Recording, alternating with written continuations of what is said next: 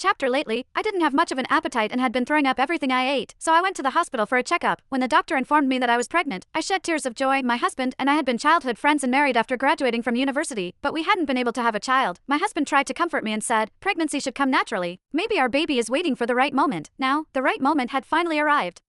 Ma'am, you're already 4 months pregnant. The fetus is healthy, but you should still avoid any external impacts. With a gentle smile, I caressed my slightly protruding belly. It had already been 4 months. My periods had always been irregular, and when I gained weight around my waist, I had just thought it was due to me eating too much at home. I could hardly hold back my excitement. I cooked a meal and planned to deliver it to my husband, while also personally sharing the good news with him.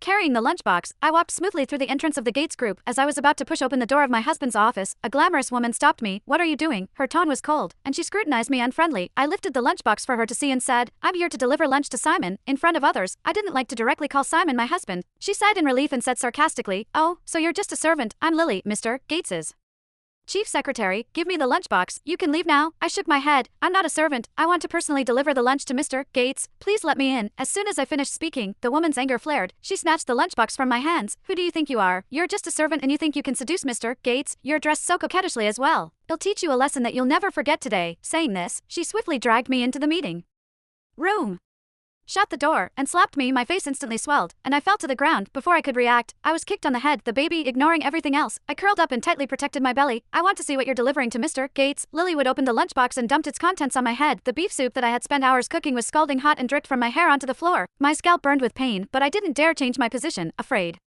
of harming the baby. Oh, there's also roast chicken, but you can forget about trying to please Mr. Gates with food like this. She grabbed my chin roughly, applying pressure to force my mouth open. If you like cooking so much, then why don't you have a taste of your own cooking? The roast chicken, dripping with grease, was slammed onto my face. My eyes and nose were immediately overwhelmed with a burning sensation, and I cried out in pain. Lily lightly clapped her hands and said with disgust, so gross and greasy, it almost ruined my new manicure. Looking down at me with contempt, she continued, do you really believe the saying that to win a man's heart, you should first win his stomach? With your status, why do you think you deserve Mr. Gates? I tried to explain but was interrupted by a coughing fit from the grease. The oil had choked me a little, which made it difficult for me to say anything at that moment. There was a knock on the meeting room door. Lily, what's up with the noise?